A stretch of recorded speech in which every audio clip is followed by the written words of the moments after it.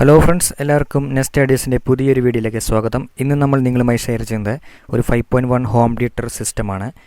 ഇതാണ് നമ്മുടെ 5.1 home theatre system. ഇത് നമ്മളൊരു ഫുൾ പാക്കേജ് ആയിട്ടാണ് നമ്മൾ കൊടുക്കുന്നത്. 5 സ്പീക്കേഴ്സും അതോടുകൂടി ഒരു 12 ഇഞ്ച് സബ്വൂഫറും കൂടിയിട്ടാണ് നമ്മൾ കൊടുക്കുന്നത്. പിന്നെ അത് കൺട്രോൾ ചെയ്യാനുള്ള ആംപ്ലിഫയർ. ഇതൊക്കെയാണ് നമ്മുടെ 5.1 ഹോം തിയേറ്റർ സിസ്റ്റത്തിൽ വരുന്നത്. ഇതൊരു അനലോഗ് ആംപ്ലിഫയർ ആണ്. നമുക്ക് മാനുവലായി കൺട്രോൾ ചെയ്യാൻ കഴിയുന്ന രീതിയിലാണ് ഈ ആംപ്ലിഫയർ തയ്യാറാക്കിയിരിക്കുന്നത്.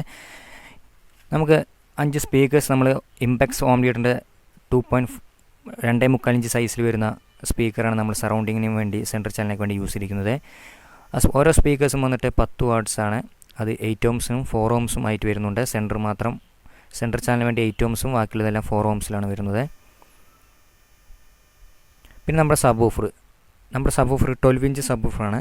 ഹൈ എന്ന കമ്പനിയുടെ 12 ഇഞ്ച് ഡബിൾ മാഗ്നറ്റോട് കൂടിയ സബ്വൂഫറാണ് നമ്മൾ ഈ സബ്വൂഫർ ബോക്സിൽ നമ്മൾ ഉൾപ്പെടുത്തിയിരിക്കുന്നത്. ഡുവൽ ഹോളും അതുപോലെ തന്നെ നല്ലൊരു ഫ്രണ്ടിൽ നമ്മളൊരു നെറ്റും കൊടുത്തിട്ടുണ്ട്.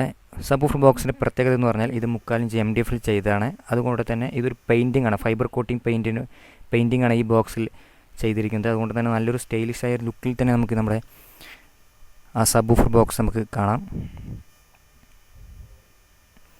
പിന്നെ നമുക്ക് അടുത്തതായിട്ട് വരുന്നത് നമ്മുടെ ആംപ്ലിഫയർ ആണ്. ഇതിൻ്റെ ഫ്രണ്ട് പാനൽ നമ്മൾ ചെയ്തിരിക്കുന്നത് മാറ്റ് ബ്ലാക്കിലും ഗ്ലോസി ബാക്കിലും ഇതാണ് അതിൻ്റെ മാസ്റ്റർ വോളിയം. ഇതൊരു 2.1 പാനലാണ്. അതിൽ നമ്മൾ 5.1 ആംപ്ലിഫയറിലേക്ക് കൺവേർട്ട് ചെയ്തതാണ്.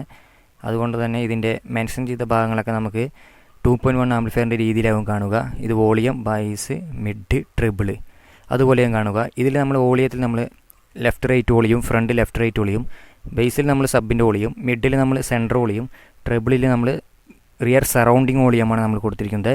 പിന്നെ ഇതിൻ്റെ ടോട്ടലായിട്ട് നമുക്ക് ഈ റോട്ടറി എൻകോഡറിൽ ഇതിൻ്റെ മാസ്റ്റർ വോളിയത്തിൽ നമുക്ക് കൺട്രോൾ ചെയ്യാവുന്നതാണ്. ഇനി നമുക്കിതിൻ്റെ ആംപ്ലിഫയറിൻ്റെ ഉൾഭാഗം നമുക്ക് എങ്ങനെയാണെന്ന് നോക്കാം. അതിലേക്ക് പോകുന്നതിന് മുന്നായി നമ്മുടെ ഈ ചാനൽ നിങ്ങൾ ആദ്യമായിട്ടാണ് കാണുന്നത് നമ്മുടെ ചാനൽ സബ്സ്ക്രൈബ് ചെയ്യാനും ലൈക്ക് ചെയ്യാനും ഷെയർ ചെയ്യാനും തൊട്ടടുത്ത് കാണുന്ന ബെല്ലൈക്കൺ കൂടി എനേബിൾ ചെയ്ത് കൊടുത്താൽ ഞാൻ ഇടുന്ന ഓരോ വീഡിയോ നിങ്ങൾക്ക് ഓൺ ടൈം നോട്ടിഫിക്കേഷനായി കിട്ടുന്നതായിരിക്കും. അപ്പോൾ നമുക്കിനി വീഡിയോയിലോട്ട് ഫ്രണ്ട്സ്, നമുക്ക് എൻ്റെ ആംപ്ലിഫയറിൽ യൂസ് ചെയ്ത ബോർഡ്, ട്രാൻസ്ഫോമർ കാര്യങ്ങളൊക്കെ നമുക്ക് ഏതൊക്കെയാണെന്ന് നോക്കാം.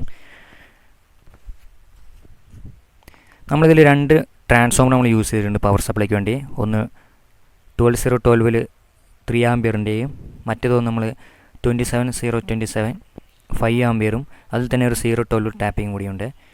നമ്മൾ പിന്നെ നോർമൽ പവർ സപ്ലൈ ബോർഡാണ് നമ്മൾ യൂസ് ചെയ്തിരിക്കുന്നത്. ഇത് നമ്മളൊരു PCBയിൽ നിന്ന് കട്ട് ചെയ്തെടുത്താണ്. പിന്നെ നമ്മൾ ശക്തി കമ്പനിയുടെ നമ്മുടെ സബ്വൂഫർ ബോർഡാണ് നമ്മൾ 4 ട്രാൻസിസ്റ്റർ യൂസ് ചെയ്യുന്ന ഒരു സബ്വൂഫർ ബോർഡാണ് നമ്മൾ യൂസ് ചെയ്യുന്നത്.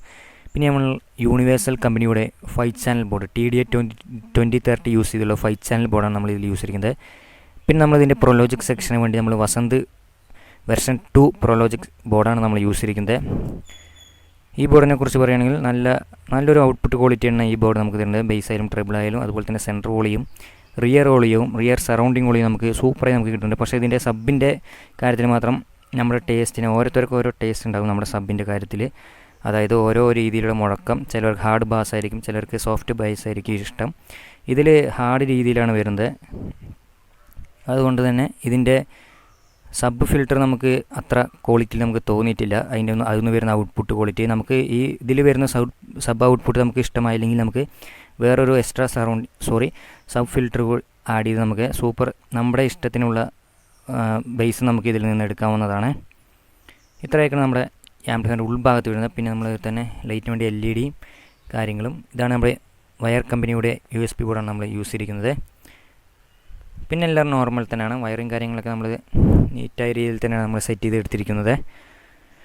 ഇനി നമുക്ക് ഈ ആംപ്ലിഫയറിൻ്റെ ചെക്ക് ചെയ്തതിൻ്റെ വർക്കിംഗ് എങ്ങനെയുണ്ട് നോക്കാം. നമുക്ക് ഈ ഫുൾ സെറ്റപ്പ് നമുക്ക് എങ്ങനെയുണ്ട്, നമ്മുടെ ഇതിൻ്റെ സൗണ്ട് ക്വാളിറ്റി നമുക്ക് എങ്ങനെ ചെക്ക് ചെയ്യാം.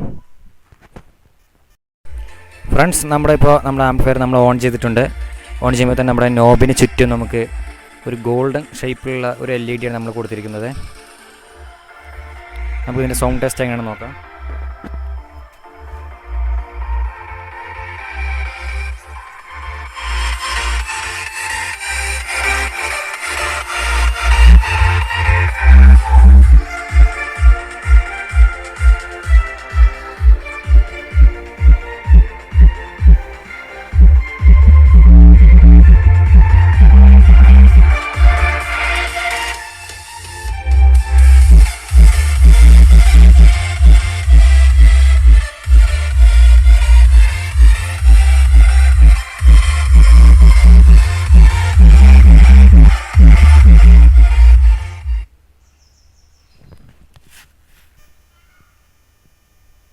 ഇത് നമ്മളൊരു റോട്ടറി എൻകോഡറായിട്ട് നമ്മൾ കൊടുത്തിട്ടുണ്ട്. ഇതിൽ തന്നെ നമുക്ക് വോളിയം കൂട്ടാനും അതുപോലെ തന്നെ നമ്മുടെ മോഡ് ചേഞ്ച്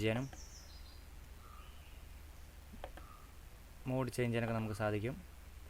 ഇത് നമ്മൾ USB തന്നെ എത്തിയിട്ടുണ്ട്.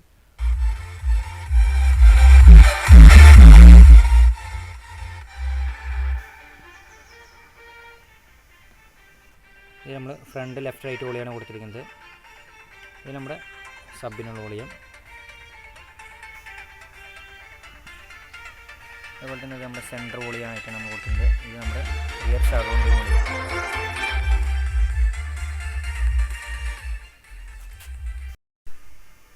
പിന്നെ അതിൻ്റെ കൂടെ നമ്മൾ ഇങ്ങനത്തെ ഒരു റിമോട്ട് നമ്മൾ കൊടുക്കുന്നുണ്ട്. സാധാരണ നമ്മൾ USB പാനലൊക്കെ നമുക്കൊരു ലോക്കൽ റിമോട്ടാണ് കിട്ടുക. നമ്മൾ ഇതിൻ്റെ കുറച്ചും കൂടി നമ്മളൊരു ബിൽഡ് ക്വാളിറ്റി കൂടിയ ഒരു റിമോട്ടാണ് നമ്മൾ ഈ 5.1 ഹോം തിയേറ്റർ സിസ്റ്റത്തിനൊപ്പം കൊടുക്കുന്നത്.